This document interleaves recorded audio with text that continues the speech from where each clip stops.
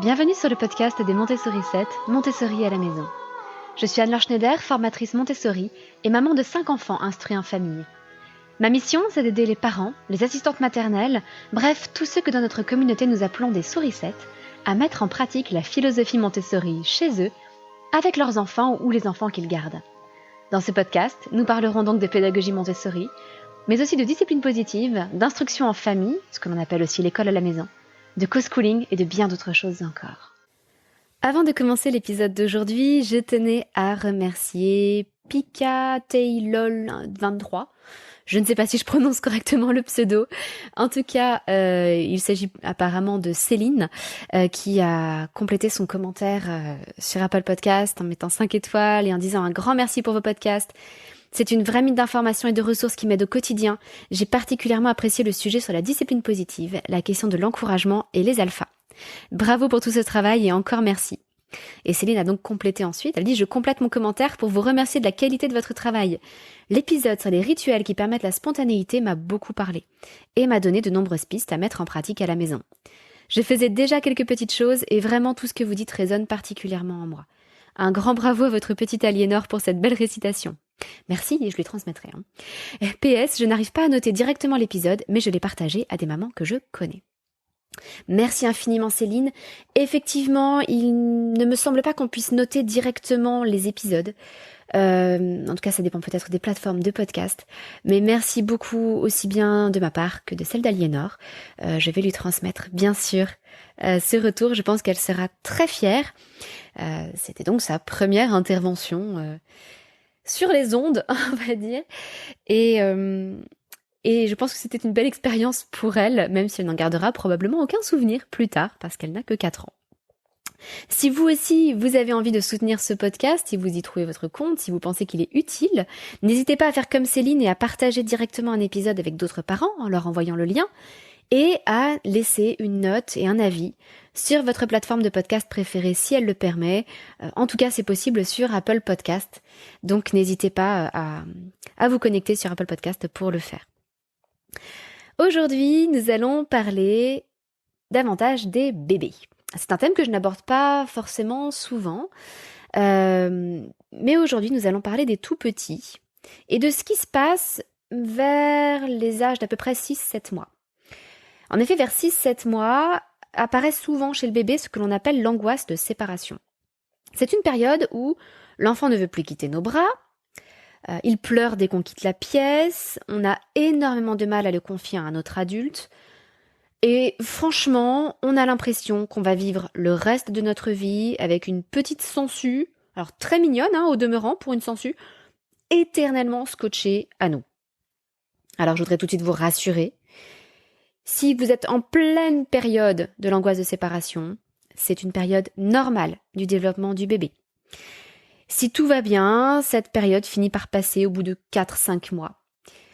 Et elle peut se passer de façon plus ou moins facile si on applique quelques conseils ou quelques astuces que je voudrais justement partager avec vous aujourd'hui pour pouvoir faciliter cette période et aider votre enfant à dépasser cette angoisse de séparation.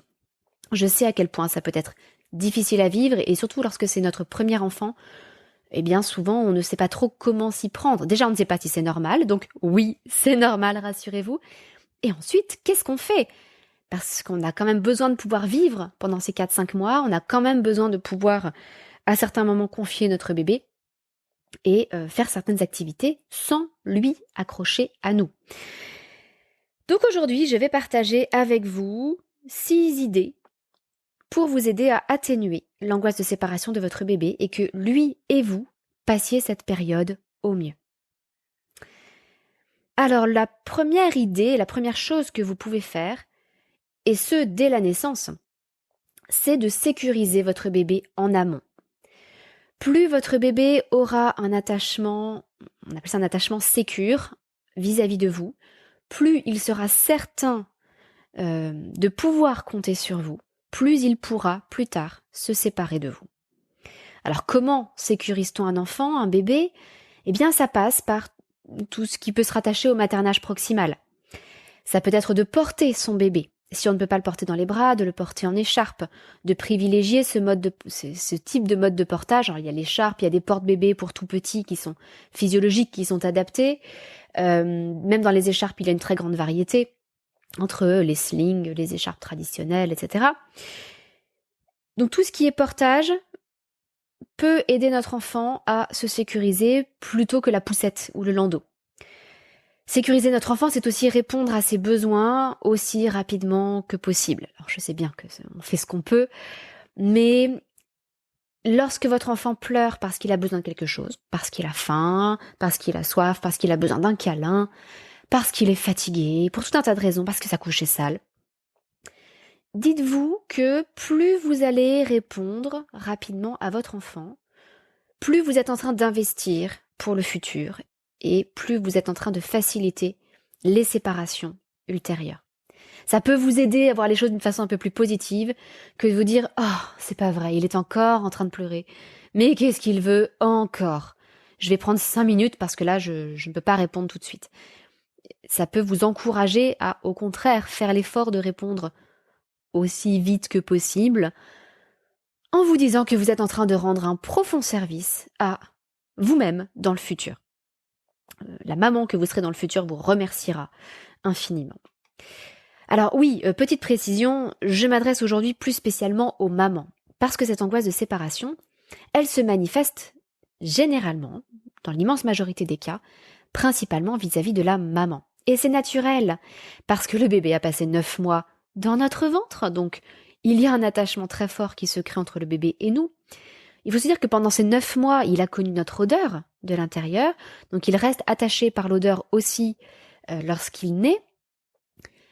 Si vous allaitez, il y a évidemment encore une autre forme de lien qui se crée, et de manière générale, le bébé forme un lien d'attachement très fort avec sa maman dès le départ. Ne serait-ce que parce qu'il a ces 9 mois 9 mois ou un peu plus ou un peu moins, de proximité avant la naissance avec la maman.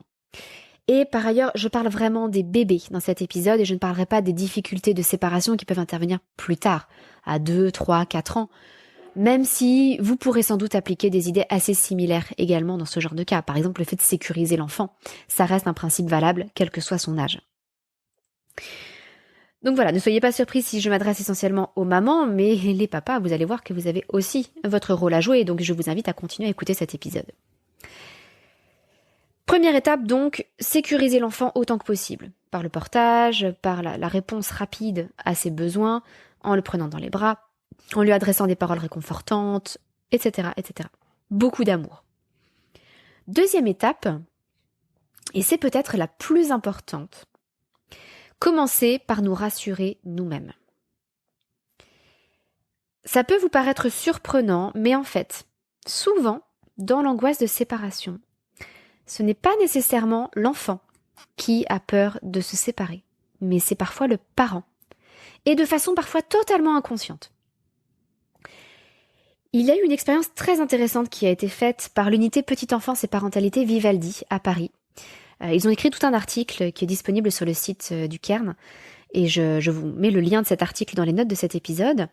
Ils ont créé un groupe thérapeutique, parents-enfants, pour essayer d'aider les familles à vivre cette angoisse, à mieux vivre cette période de l'angoisse de séparation. Et justement, ce sont leurs observations. Donc dans ce groupe thérapeutique, le principe c'était que au moins la maman et l'enfant arrivaient dans une salle d'accueil avec des jeux qui étaient toujours les mêmes, très stables. Et puis à un moment, il y avait donc une séparation. Et ce qui est intéressant d'ailleurs, c'est que c'était les enfants qui accompagnaient leurs parents dans une autre salle. Les enfants laissaient les parents dans cette salle et les enfants revenaient dans la salle d'accueil avec les jeux. Dans la salle des parents, il y avait une psychologue et un échange en groupe entre tous les parents et avec la médiation de cette psychologue pour travailler sur cette notion de séparation, sur le lien avec l'enfant, etc., etc.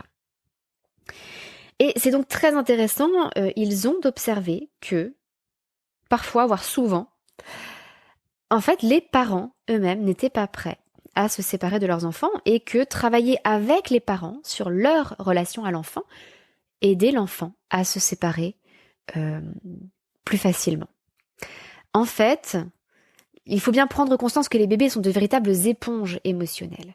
Ils ne savent pas encore parler, ils ont encore beaucoup de mal à communiquer clairement, mais justement, parce qu'ils ne sont pas encore capables de communiquer clairement avec un langage verbal, ils sont 1000 fois plus sensibles au langage non verbal et aux émotions qui les entourent que des enfants plus grands ou des adultes. Donc les bébés perçoivent très bien si nous ne sommes pas à l'aise pour les laisser quelque part, pour se séparer d'eux. Et du coup, forcément, comme ils perçoivent ces émotions de notre part et qu'ils les absorbent, ils ont l'impression que ce sont leurs propres émotions. Et du coup, ils pleurent, ils crient, ils refusent de se séparer de nous, mais en fait parce qu'ils reproduisent nos émotions. Il y a aussi le fait que les bébés, tout comme nous d'ailleurs, possèdent des neurones miroirs. Ce sont des neurones qui cherchent à reproduire le comportement que l'on voit en face de soi. C'est comme ça que les bébés apprennent. C'est une richesse incroyable. Mais ces neurones miroirs font que les bébés vivent en eux-mêmes encore plus fortement les émotions qu'ils perçoivent en face d'eux. Et ils reproduisent aussi les comportements qu'ils voient en face d'eux. Donc, après avoir sécurisé l'enfant, le deuxième gros travail à faire va être de nous rassurer, nous, parents. Et je tiens à faire une grosse précision. Si vous avez déjà écouté un tant soit peu mes podcasts, si vous me connaissez un tout petit peu, vous savez que je ne suis pas là en train de chercher à vous culpabiliser. Je ne vous apporte pas ces informations pour vous dire « Ah, vous voyez, en fait, si votre enfant ne veut pas se séparer, c'est de votre faute !» Déjà parce que ça n'est pas toujours le cas, parce que parfois on est vraiment prête à se séparer à 100%, on ne rêve que de ça, d'avoir un moment à soi tranquille, mais aussi parce que même si c'est le cas, souvent c'est inconscient, et donc ça n'est pas de votre faute. Simplement, le fait de savoir que c'est peut-être un élément de réponse, une cause possible à cette angoisse de séparation, ça va vous aider à avancer, à résoudre les choses. Et il n'y a aucun intérêt à culpabiliser, ça n'est absolument pas de votre faute. Si vous avez des difficultés à vous séparer de votre enfant, c'est plutôt le signe que vous l'aimez très très fort. Simplement, si vous prenez conscience qu'en fait, ce n'est pas nécessairement votre enfant qui a peur, mais vous, ça peut vous aider, vous aussi, justement, à mieux accepter la séparation, puisque vous allez peut-être prendre conscience que votre enfant, lui, a de fortes chances de bien la vivre, cette séparation, et qu'il n'y a pas de raison que ça se passe mal. Donc vraiment, encore une fois, je ne cherche pas à vous faire culpabiliser. Le but est simplement de vous rassurer, au contraire, sur la compétence de votre enfant à vivre cette séparation. Et votre compétence à vous aussi à vivre cette séparation. Alors vraiment, je vous invite à lire cet article si vous avez quelques minutes. Il est un peu long, mais il est passionnant. Avec quelques études de cas, à lire cet article du groupe thérapeutique de l'unité Vivaldi. Vous allez voir tout ce qu'ils avaient mis en place et qui était très intéressant pour aider les parents et les enfants à se séparer. Alors comment pouvons-nous nous rassurer nous-mêmes? Nous les mamans surtout. La première chose, c'est peut-être de commencer par confier l'enfant à quelqu'un en qui on a toute confiance. Quelqu'un de sûr. Quelqu'un qui justement nous rassure. Ça peut être notre conjoint, ça peut être nos propres parents, peut-être nos beaux-parents, une sœur, une amie très proche. Voilà, quelqu'un qui nous met en confiance, qui saura nous rassurer. Quelqu'un qui n'a pas peur de garder un bébé déjà, peut-être quelqu'un qui a un peu d'expérience. Tout ça, ça peut nous aider à faire davantage confiance. L'idée est aussi d'y aller très progressivement. Peut-être de commencer par confier l'enfant, le bébé, à cette personne de confiance, simplement pour que nous puissions faire autre chose dans la maison. Et puis, essayer peut-être de nous éloigner un peu plus ensuite, mais simplement pour faire une petite course d'un quart d'heure, 20 minutes, et puis voir comment ça se passe.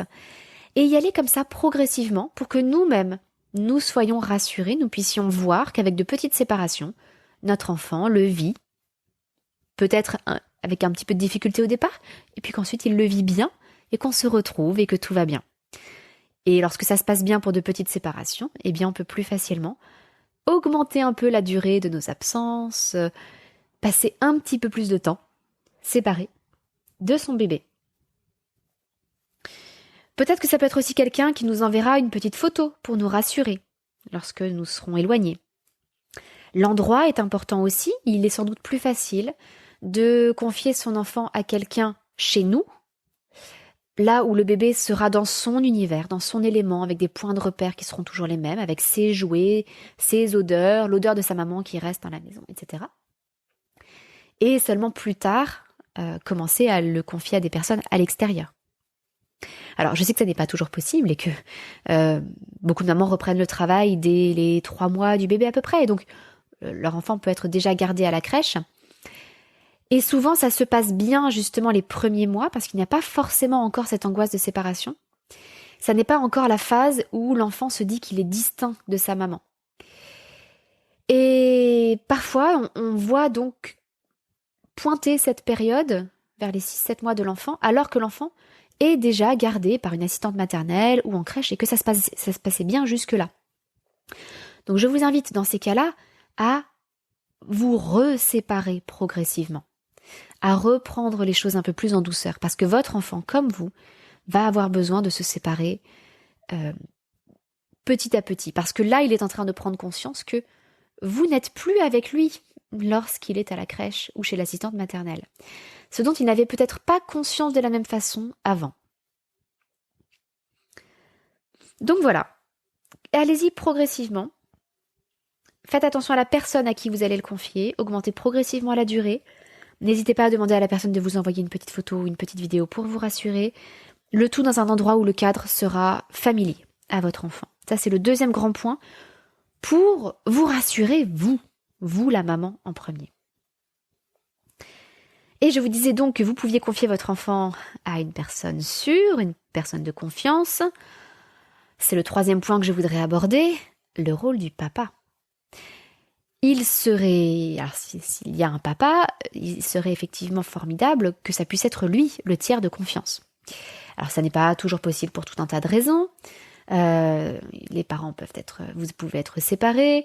Je suis moi-même femme de militaire, donc je sais que les absences du conjoint, même contre sa volonté, font qu'on est parfois seul avec un bébé. Vous pouvez avoir un mari qui est souvent en déplacement, etc., etc. Vous pouvez être veuve. Bref, il y a toutes sortes de difficultés, mais si le papa est là, son rôle est fondamental.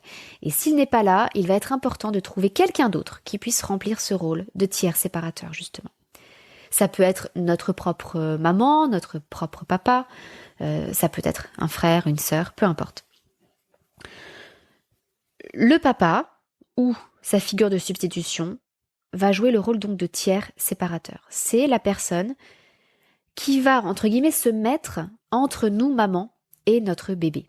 Alors non pas pour nous nuire, évidemment, au contraire, mais pour nous permettre de quitter une relation qui serait exclusivement fusionnelle. Il est important qu'à un moment donné, on ne reste pas uniquement dans la dyade maman-enfant, mais qu'on s'ouvre au monde ensemble. Et ça, c'est le rôle du père.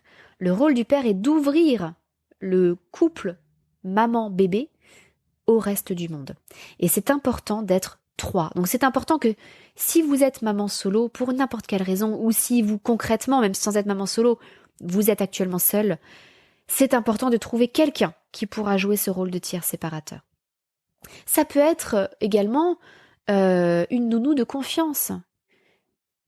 Quelqu'un qui va pouvoir garder votre enfant et à qui vous allez transférer justement un peu de cette forme d'autorité parentale.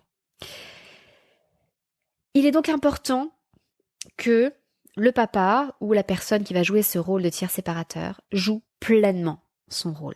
Pour ça, ça veut dire que nous, maman, nous devons le laisser faire. Nous devons lui accorder notre confiance. Nous devons accepter qu'il ne fasse pas les choses rigoureusement à notre manière. Et nous devons le laisser apprendre, le laisser passer du temps avec le bébé, le laisser faire des erreurs et accepter qu'il vienne petit à petit, doucement, nous séparer de notre bébé, n'est pas pour briser notre relation, simplement au contraire pour l'ouvrir au reste du monde. Vous vous doutez bien que toute relation trop fusionnelle n'est pas bonne, et qu'à un moment ou à un autre, toute relation doit garder une ouverture sur le monde. C'est pareil dans le couple, d'ailleurs. Donc ça, c'est là le troisième point important, c'est le rôle du papa, le rôle du tiers séparateur. Quatrième idée pour faciliter ces séparations, le fameux doudou. Alors le doudou, on l'appelle en termes un peu techniques un objet transitionnel, puisque c'est un objet qui va faciliter la transition entre deux espaces, par exemple entre la maison et l'endroit où il est gardé, entre deux personnes, la maman et le papa, la maman et une personne qui va garder l'enfant, etc. C'est un objet qui a été étudié par Winnicott, qui était pédiatre et psychanalyste. Et c'est quelque chose de très intéressant d'ailleurs qui avait été relevé dans l'unité Petite Enfance et Parentalité Vivaldi, le groupe thérapeutique dont je vous parlais, qui aidait les parents à se séparer de leurs enfants dans de bonnes conditions. Il remarquait que souvent les familles dans lesquelles il y avait des difficultés à se séparer, il pouvait y avoir une multitude de doudous, qui en fait n'étaient pas des vrais doudous. C'est vraiment la différence entre le doudou, qui est le seul et l'unique objet transitionnel, et les autres peluches, ou les autres petits bouts de tissu qui peuvent servir de doudou. Le doudou devient d'une certaine façon assez unique. Il devient investi d'un rôle très fort par l'enfant. L'odeur du doudou va être importante, etc., etc. Et donc souvent dans les familles où la séparation se passait mal, il n'y avait pas vraiment un doudou, où le doudou changeait à chaque fois, etc. Alors c'est délicat parce que c'est pas quelque chose que l'on peut transmettre de force à notre enfant. Souvent c'est l'enfant qui choisit son doudou et ça n'est pas toujours ce que l'on voudrait. Par exemple chez nous, pour l'une de nos enfants, le doudou a été un de mes pulls de grossesse. Pourquoi ? Parce qu'une nuit, c'est tout ce que j'avais à lui donner qui avait mon odeur. Donc j'ai mis ce pull de grossesse qui avait mon odeur que j'avais porté, que je portais encore parce que mon ventre était encore un petit peu conséquent. Et je le lui avais mis par-dessus son oreiller comme une tête d'oreiller. Et en fait, elle a gardé ce pull comme son doudou. Donc j'ai perdu mon pull dans l'affaire. Ça n'était pas très pratique parce qu'il traînait tout le temps au sol, il devenait immonde. Mais c'est ce qu'elle avait choisi, alors qu'elle avait des peluches, qu'elle avait des doudous qui avaient des formes de doudous. Vous voyez ce que je veux dire ? Des choses qui étaient prévues pour être des doudous, mais les enfants choisissent ce qui a notre odeur et ce qui est ce qui les rassure eux le plus. Alors ça n'a pas forcément besoin d'être une peluche, ça peut être effectivement un vêtement, un t-shirt à nous. Dans tous les cas, le rôle de l'odeur est très important. Donc si vous voulez essayer de proposer un doudou à votre enfant, je vous recommande de dormir avec vous-même pendant une nuit, par exemple, afin que ce doudou s'imprègne de votre odeur. Parce qu'il y a un lien très très très fort au niveau olfactif entre un bébé et sa maman, puisque dans le ventre de la maman, déjà, le bébé sent l'odeur de sa maman par l'intérieur.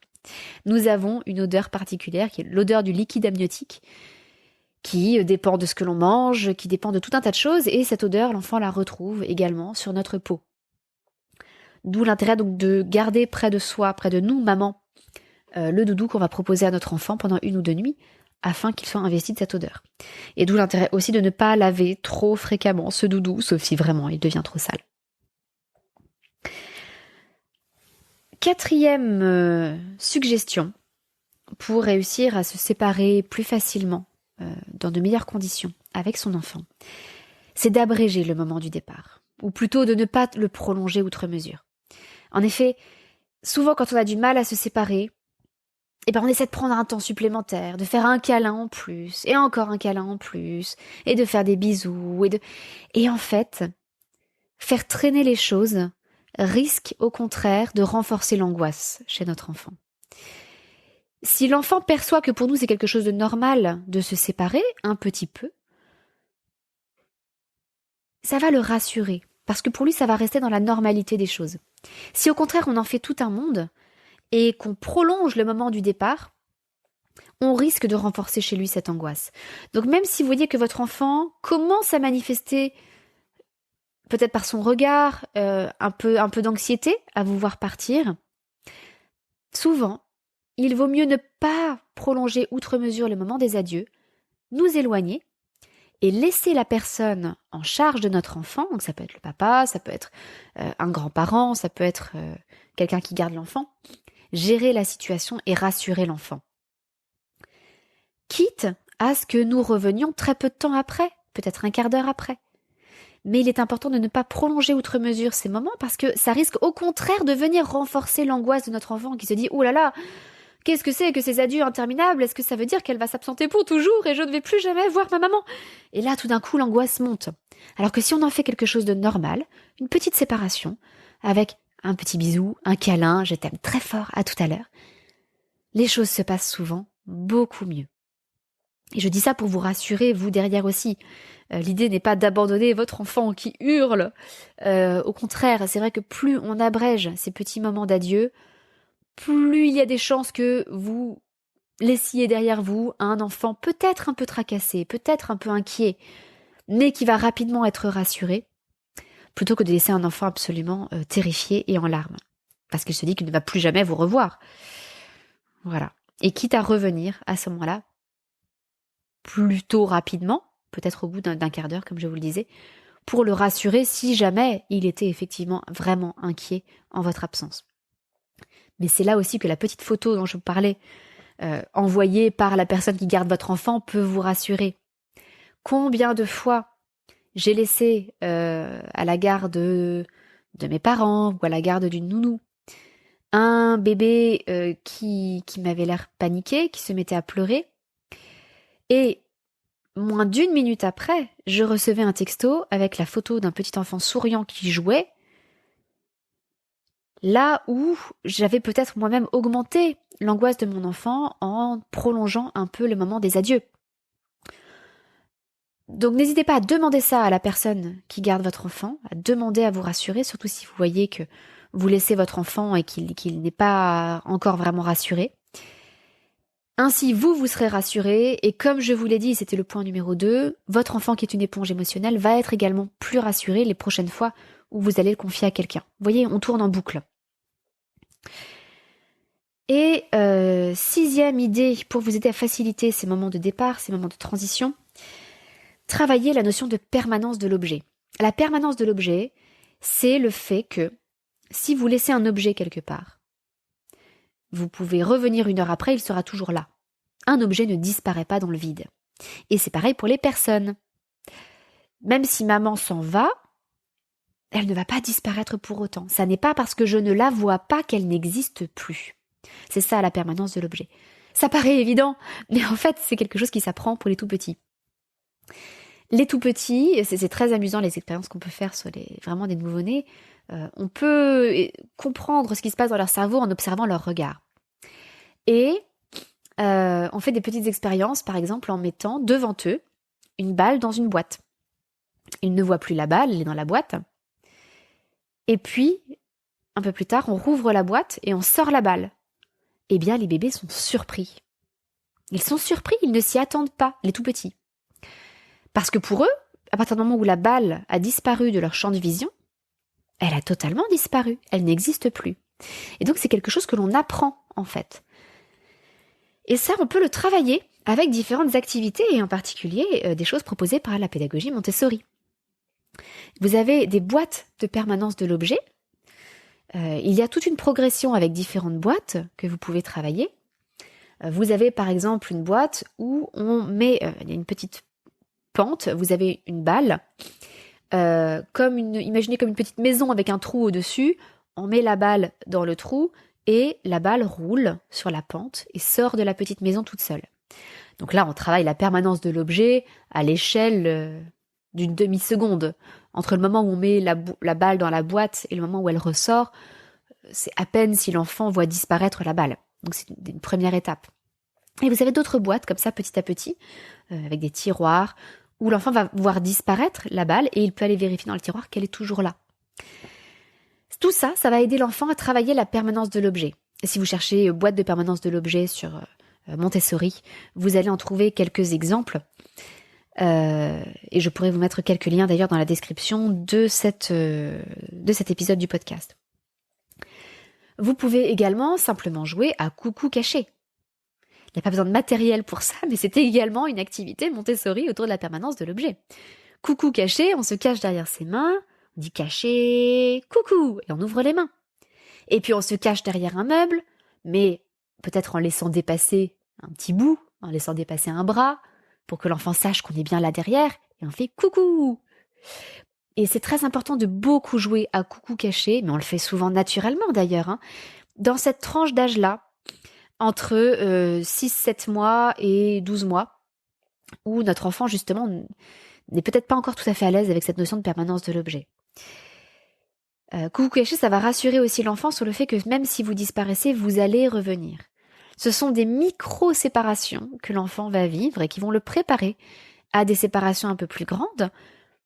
Mais là, il sait qu'il n'y a pas de danger. La séparation est trop courte pour qu'il ait le temps de s'inquiéter. Ça ne dure que quelques dixièmes de seconde, quelques secondes, et vous allez pouvoir ensuite prolonger un petit peu. Et souvent, vous allez remarquer que les enfants aiment beaucoup justement jouer à coucou caché dans cette période-là. Et lui aussi, bien sûr, peut se cacher.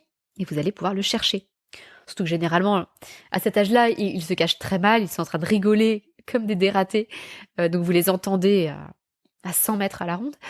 Mais justement, le but n'est pas de bien se cacher. Le but est de se rassurer.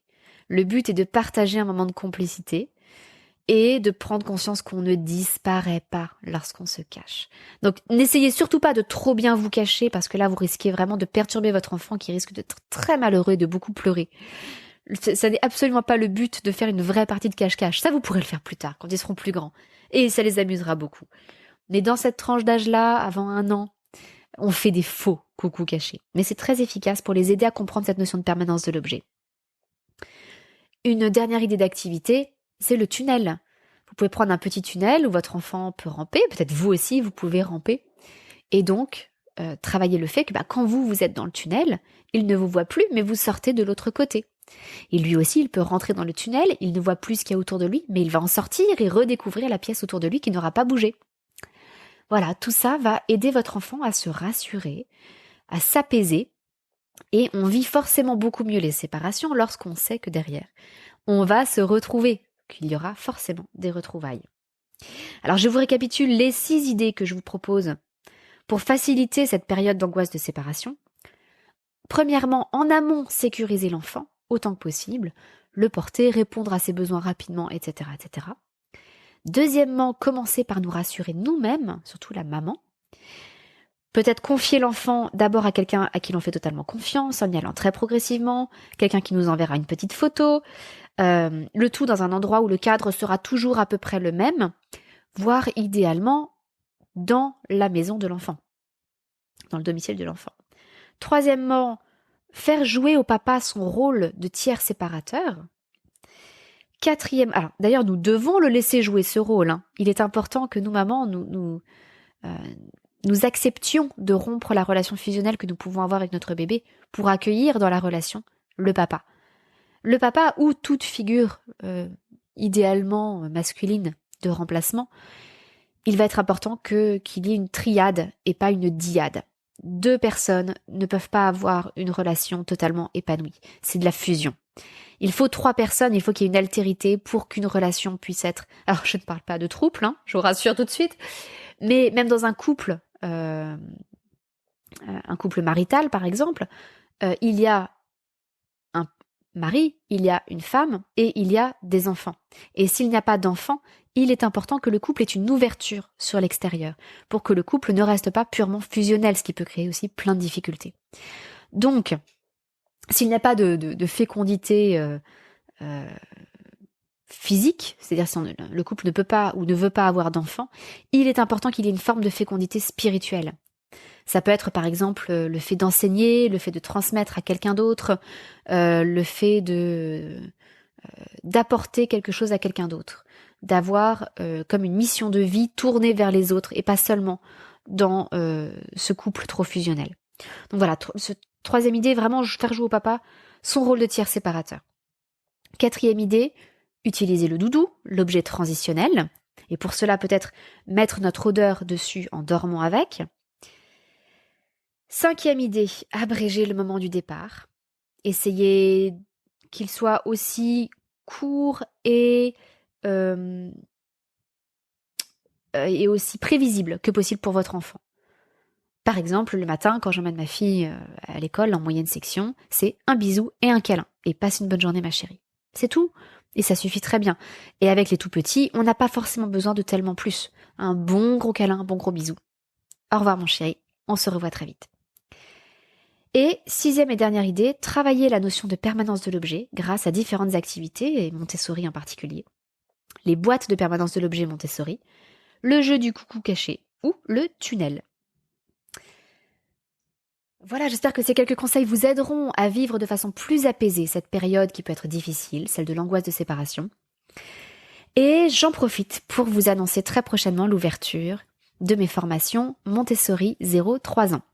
Il y aura 2 formations, une formation globalement pour les non-marcheurs, à peu près les bébés de 0 à 18 mois, mais le critère sera surtout les non-marcheurs, et une formation pour les bébés marcheurs, ou globalement de 18 mois à 3 ans.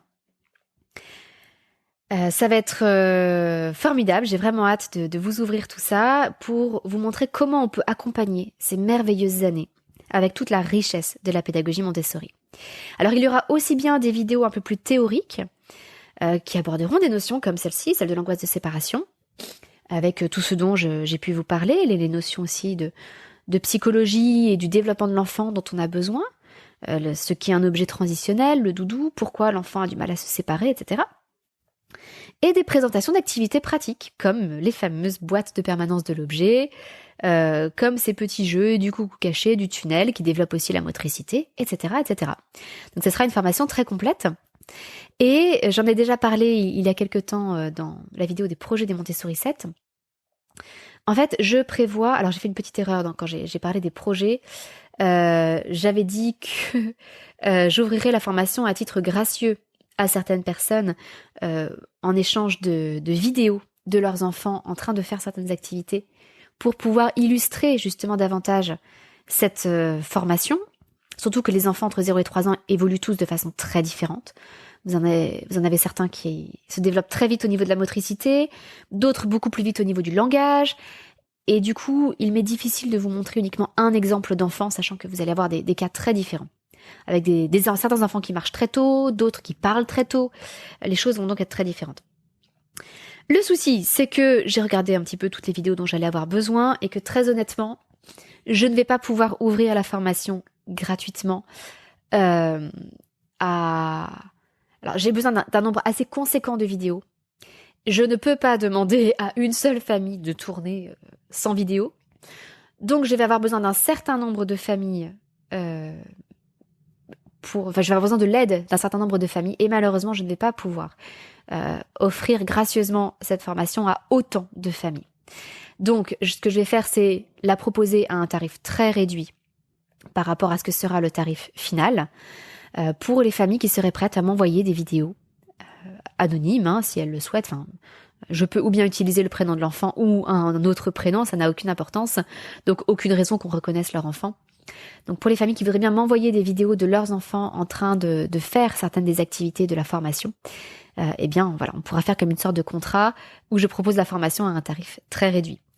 Donc ça va arriver très très vite dans les semaines qui viennent, donc je vous invite à rester attentifs. Et si vous voulez être tenu au courant, je vous invite à vous inscrire au Terrier des Montessori 7, qui est notre communauté gratuite. Et vous recevrez alors tous les mails, y compris les mails qui annonceront l'ouverture de cette fameuse formation 0-3 ans, enfin de ces 2 formations 0-3 ans, celle pour les non-marcheurs et celle pour les marcheurs. J'ai très très hâte de partager tout ça avec vous, ça me tient profondément à cœur et j'espère que vous y trouverez beaucoup d'aide, en particulier si vous êtes jeunes parents. N'hésitez pas à partager cet épisode spécifiquement avec les parents de votre entourage qui sont en pleine période de l'angoisse de séparation ou qui risquent d'y rentrer prochainement. Si vous avez des familles dans votre entourage qui ont de jeunes bébés, c'est le moment ou jamais de leur donner un petit coup de main en leur envoyant le lien de ce podcast. Croyez-moi, quand on est parent pour la première fois, c'est précieux d'avoir accès à des ressources qui nous rassurent, qui nous disent que oui, c'est normal, que ça va passer et qui nous expliquent comment on peut faire passer ces difficultés plus rapidement. Un immense merci à tous. Je vous souhaite une excellente semaine et je vous dis à très bientôt. Votre petite sourisette, Anne-Laure.